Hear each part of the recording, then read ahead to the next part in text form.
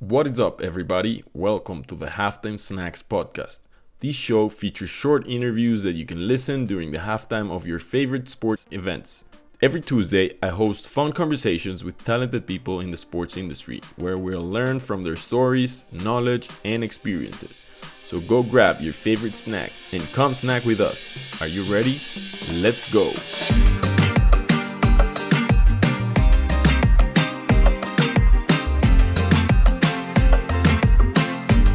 Today's episode features a massive guest who's joining me from Miami in South Florida. This man launched a law firm and then he became founder and CEO of the JRZYVERSE. The JRZYVERSE is a platform that gives athletes the ability to own their content and creations through sport. Their mission is to empower athletes with technology to develop their career and leverage the unique opportunities that they encounter at every stage. I'm so excited to host him, and I'm sure we're all going to learn a lot from him. So allow me to introduce, ladies and gentlemen, Issa Hall. What's up, Issa? Welcome to the Halftime Snacks, man. How are you? Man, you made me feel like a boxer coming out to start the fight, man. I'm great, man. Thanks again for having me. Yeah, that's the whole point. The point is to hype you up, to get you excited, to get you on the Halftime Snacks. I'm grateful for the opportunity to have a chat with you. So let's roll it off with an icebreaker to start to get you to speak a little bit. All right. So this one's the one I have for you. If you could have any celebrity for over for dinner, who would you choose and why? Jay-Z, because honestly, just one of my favorite rapper of all time. But I quote a lot of his lyrics in things that I do, and also he's really big in the sports space. And I know he's doing a little tech stuff, so I feel like we would just hit it off because I feel like certain people were just cut from the same cloth. You just bounce to the music, work, it just happens. And so that's a very easy. Everybody who knows me knows huge Jay-Z fan. Jay-Z, if you're listening to this, man, you have a date with Issa Hall. He's down to take you out, so you better hit him up. Miami, like let's do it. Issa, man, you have such an interesting background because you studied law and then opened up a firm, and then you transitioned into blockchain and the metaverse and the whole thing around how that connects to athletes. So how about you start off by maybe sharing with us what is the JRZYVERSE that I briefly introduced. Maybe give us a little bit more of like the meat inside of what it is and how exactly you came up with such a cool name. I want to hear the story. So thank you. The JRZYVERSE intro. So JRZYVERSE is a decentralized playground for athletes, and that's really the short, quick version of it. But when we say decentralized playground for athletes, it's just because something that we do not like is how we believe athletes are being exploited in so many different ways. And we believe in just the power of sport. Me personally, I've never played anything past, the YMCA, but sport has done so much for me personally, my relationships, my partner at the law firm, my friends, like playing pickup basketball, like all these connections I've made in life, I've made because I was just good at a sport and good for the average person. But that is the process and the power that we're implementing when we say the JRZYVERSE. And so looking at it from the level of athletes who are actually chasing opportunities in the NCAA, when we say exploitation, I have it out for the NCAA because they're not paying athletes and they make so much money off their backs. But with JRZYVERSE, we're creating the structure and the foundation for athletes to be able to own it. Our objective is for athletes to own sports, like period. And we mean globally, because you think about one thing that you can never buy your way onto. Like, I don't care how rich you are, you can never, unless you have the talent, you can never play on a professional sports team. You cannot. You can only do it through skill. And understanding, like, one, it's like fair, brings people together. You think we go to a game of our favorite team, we can be strangers, but we're best friends for that moment. And it's one of the most pure forms of upper mobility, economic opportunity. And we look at trying to present a space for athletes to connect, to make more opportunities, period. A lot of, athletes join looking for whether it's sponsors or they're looking for opportunities or to be recruited. But we understand that needs to be a central space where people can connect. And that's Jersey, the app that is included in the JRZYVERSE, and understanding that we built this knowing that we needed to make connections and give people the ability to spread the power of sport, and understanding that once we do that, we can educate them and also give them tools to amplify that and actually monetize themselves. And I think that's a really major component of it, being able to monetize themselves and not be exploited. And I want to know, because you're carrying a jersey that says Jersey sponsor. It started as Jersey sponsor, then it got simplified to Jersey. Now it's the JRZYVERSE. So would you mind explaining a little bit more around the rationale behind that brand shift? What are you guys looking to achieve with that, or were some of the reasons that you guys changed the name for those listening? Yes, absolutely. And yeah, my shirt does say Jersey sponsor. This is the OG shirt. So I'll kind of give you an example of what we're doing with Jersey sponsor, and now being Jersey. But this is the app, this is the engine. And so we have a few pillars of the JRZYVERSE, but the app, the engine, the community element of it, right? You don't have a product, you don't have a community, is the toughest part to tackle. We started because one of the things that most athletes are looking for, they always come to us and they say, sponsorships are very popular. And if you think about things like NIL and sponsorships, we interviewed about 100 professional athletes. These are people playing in like the G League. These are basketball, G League, NBA. One of over 100 had a sponsorship. Okay, this is generally applicable. We're talking about a Big Four sport and down. So that means this is applying to 1% or less of athletes, right? So sponsorships apply to 1% of professional athletes. The numbers are probably very similar for NCAA athletes and are probably very similar for everything else, right? Probably worse. And so we started with market research because a lot of athletes said they want sponsorships, and came to understand that we had to provide a solution for 99% of athletes. And we spent 6 months after product launch really figuring out what connects athletes, what's something we can bring to the 99% of athletes who are not getting sponsorships or are unable to activate a sponsorship, and say, hey, we can bring you here, provide value to you, and build a community. And so that was what we did. Jersey sponsor, it's not that we removed the sponsorship component of it, we just shortened the name, and we understood that we didn't want people to only come here for sponsorships. We can give them so much more. We can give them, obviously like connections and sponsorships and opportunities. And I think just the fact that we can present the ability for athletes to do so many things, we started to understand that we now had our core for this community. And so after we were able to redefine and figure out exactly what would bring athletes together and what value we could offer them, then we were able to activate the JRZYVERSE, which is basically the rest of the components of things that help bring value to them. And that's where we get into things like the NFTs and things like, media and things like, blockchain, all the cool stuff, all the bells and whistles. But all those things I just mentioned to you are very simple, easy things to do because you've seen them done a million times on the internet. Making an app that brings people together and solves a problem for them is the most difficult thing to do. And that's why we spent so much time working strictly on that component, and we left everything else because we knew that we can activate all the other stuff once we solve the problem. But if the problem is dependent on building a community and getting the people there, you don't have a JRZYVERSE without having that community first. And so that's why we spent so much time understanding our users and our environment and athletes and building the app and the community first. So that's where that came from, and then it evolved.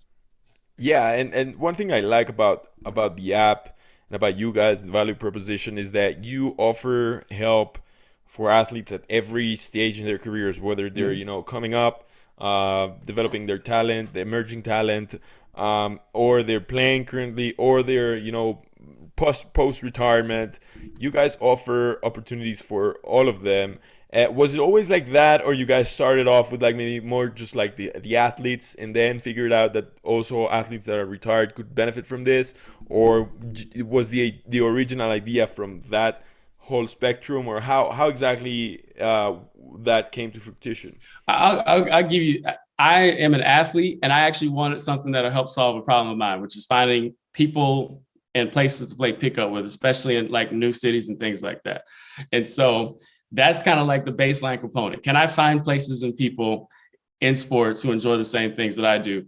And so when it came to solving problems for professional athletes or retired athletes or high, it's the what they're looking for changes and the resources that are attracted to them changes, but the actual matching component does not change. It is always the same. It basically is, where are we going to dial in their connection? And it's not the fact that we have to actually change that component of it. So all we're doing is saying we're going to connect you. And it's not that we have to connect them. What they're looking for is going to change. And how we match them is always going to be the same. So that's really the major component. That's the engine. It's like we look at like a dating app, right? You put up your good pics, and now you tell us what you're looking for. And all you got to do, regardless, is present yourself and look for the proper things. Tell us what you're looking for, and the matching happens naturally. And that's how we've structured what we're doing. Yeah, and I think you mentioned something super important, which is putting yourself out there. I feel like, I mean, most athletes, or not all athletes, I'd say, are putting themselves out there, looking for opportunities, because maybe they're too focused on getting the skills, getting everything right, and trying to build their career in sports. But it's also a matter of like realizing that there's more beyond sports, right? And probably like a platform like yours is allowing them to very simply and very easily just put themselves out there, and while they're doing everything else, and be available for opportunities at the same time. In an ideal world, Issa, I know you mentioned this a couple of times, but I just want to hear, like, how do you see that happening in an ideal world in maybe the future? How exactly is JRZYVERSE integrated with the whole experience around athletes, how they speak about it, how they interact with it on a daily basis or on a weekly basis, or what do you see? How do you see the scaling throughout the world, or throughout specific niches that you're looking at in a very ideal world? How would you see that happening? So let me ask you this: what do you think of when you hear the word decentralization? Something that is not required, that does not require from a specific location, and that it doesn't require from regulation from a specific entity. That's probably the things that come to mind. But how do you relate that to the athlete's experience? Is it because no matter where they are, they can benefit from just being athletes? Is that it? So that's a key component of it. If you look at, think about something, a sponsorship is very easy to speak of. Think about something like a sponsorship, right? Okay. If you're capable of pulling a sponsorship, so if you're LeBron James, guess what? You probably have an agent, but you're capable of doing all these things. So agents are knocking on your door because you can make them money. Now, say you're not LeBron, but you could benefit from sponsorships, or at least understanding the space. Who's going to help you? Nobody, because you can't make them money, right? So now there's a dependency created with that. And so when I think of decentralization, it's basically removing dependency, saying I can benefit from something on my own directly based on the energy I can put into it, basically. And so we look at it as ownership, right? Things like trading cards, for example. If an athlete can generate trading cards and you can issue them to your fans and followers yourself, instead of having to go through a company that pays you a royalty, then you don't get paid when that thing sells for $10 million. Like, why would we allow that to happen, right? Or let me say this: are there better solutions than that in 2022? Yes. Like, we can look at that and say, hey, yeah, there's definitely better solutions than that. And so when we look at providing these opportunities for athletes, I look at it as it is just a baseline change in how the space functions. So if I want to release an update, a press release, or I have a story, if I want to announce where I'm going to go to college, I should be able to release that myself and be paid for that. I shouldn't have to go to ESPN. Right. ESPN makes the money from it. They get the views. And maybe I get a cut from ESPN, but probably not, especially if I'm in like high school or something. I'm just getting, the likes. Mm-hmm. But I should be able to own that and release that myself. I should be able to own these things and understand it, because we talk about every stage. The travesty is younger athletes, especially. Like, everybody doesn't go pro. Some people's prime is like in their high school. Mm-hmm. It's when they're in high school. Right. And, or, in college, and they're not getting the benefits of their fame and all the eyeballs and all the money that's being made off of them. And so when I look at decentralization, it basically is saying, hey, I can own and release my own product. Yes, an agent or someone can come help me, but we look at it as, this is a space where you can come and do these things on your own without needing someone else, or without having a build-in dependency, or without a requirement that you must make other people money. And by removing those dependencies and decentralizing it, it opens up the space and it opens up the opportunities. And in reality, it makes it's like, hey, we can just go direct to our fans or direct to our consumers, because technology can now do what I had to rely on, a middleman for. We just don't need that anymore. Yeah, and I think that, taking the perspective of like a global side, I think that many athletes, like at least in the US, I feel like the industry is somewhat more advanced. That if you like go to like different countries in the third world, or like there's plenty of people that get just forgotten because they didn't make the cut, or that they weren't, there was no budget for them, or like, there's like, I feel like there's thousands of stories out in the world from people that just were unlucky. And I feel like your platform creates a surface of luck for everyone out there that could benefit no matter where you are. So I'm a big fan of that, and I'm looking forward to it. In terms of like trends, I mean, you've been mentioning a few trends that are favorable for you and for JRZYVERSE, like the metaverse, NFTs, and blockchain, and NIL, for instance. I wonder if if there's one or two trends that you can think about that is actually on the other hand challenging your process or your development. And I feel like you have like a very specific background on law and regulatory, so I wonder if maybe there's something there, or if there's anything else that is challenging you guys or competing with you guys to where you actually want to become, or who you want to be in a couple of years. Oh, I have two answers for this, because you mentioned regulations, law. It always gets in the way. It always gets in the way. It makes, like, when you look at it with like the NCAA, you look at it with laws, like states have to pass laws for NIL, and it takes so long. And who suffers? The people who need to be benefiting right now.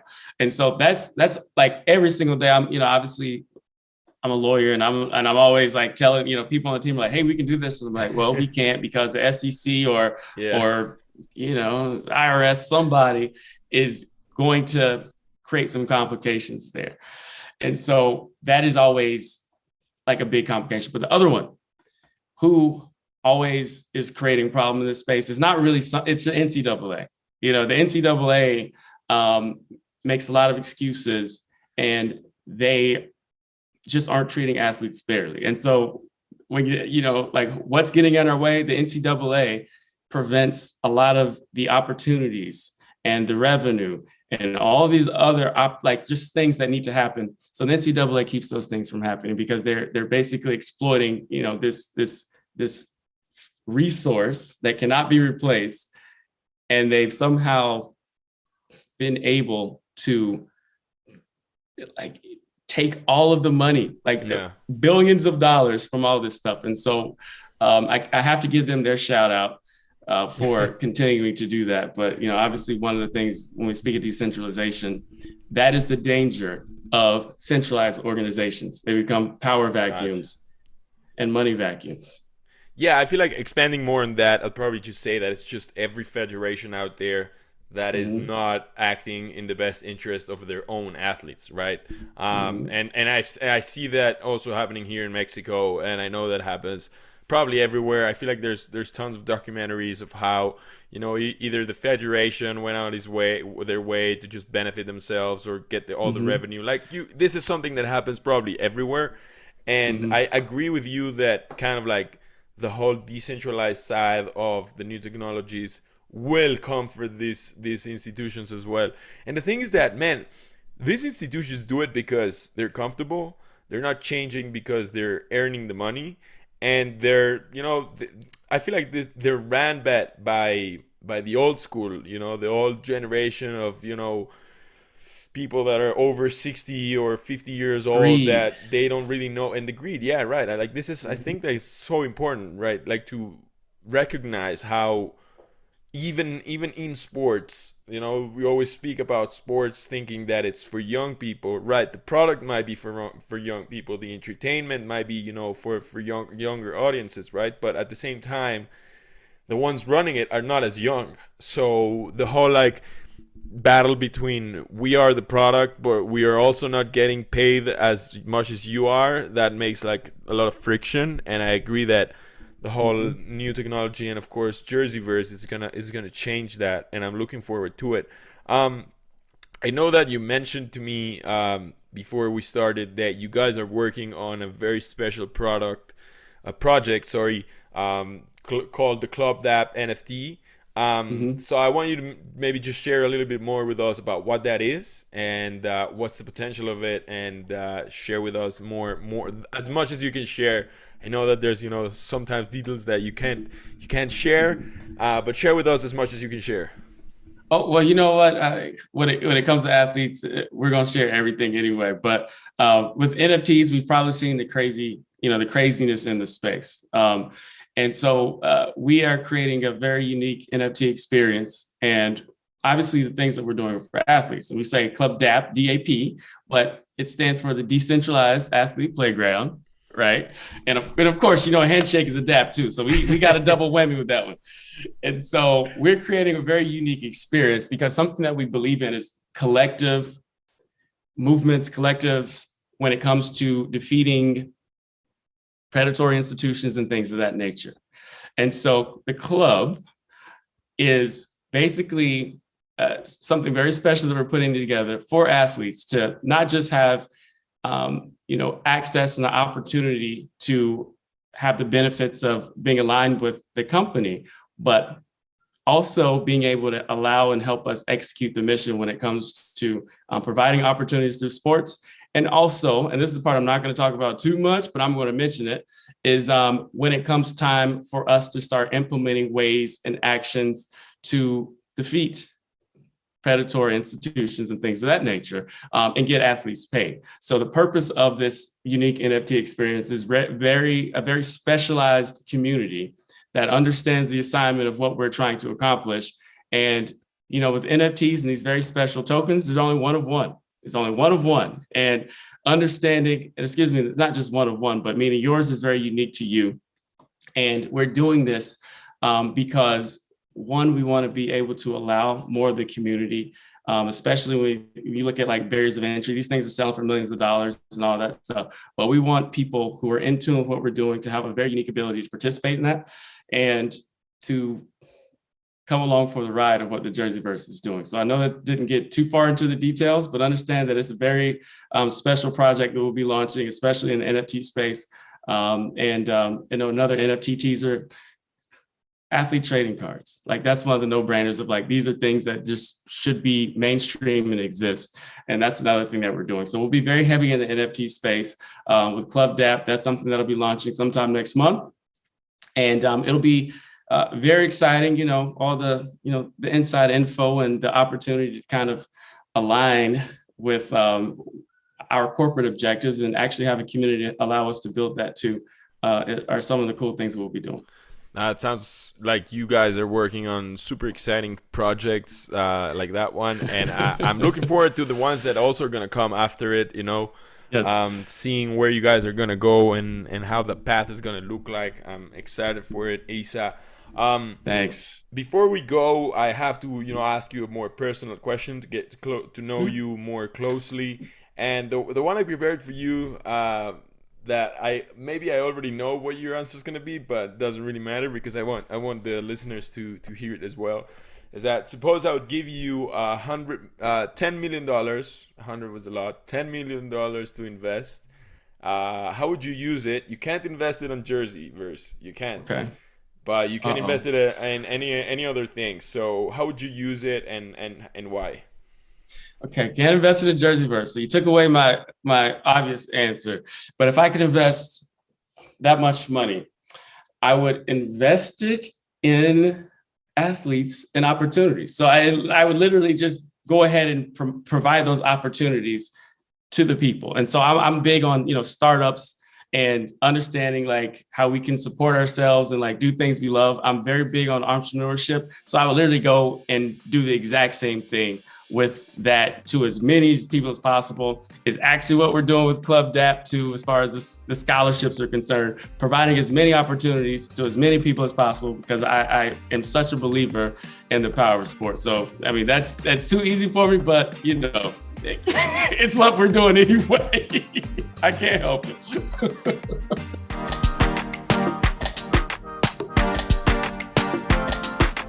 Thank you very much for tuning in. If you enjoyed this episode, hit the subscribe button and leave a review on Apple Podcasts. If you enjoy learning about the business and technology behind sports, make sure you subscribe to the Sports Tech Biz newsletter. I'll leave the link in the show notes. See you all next week. Bye-bye.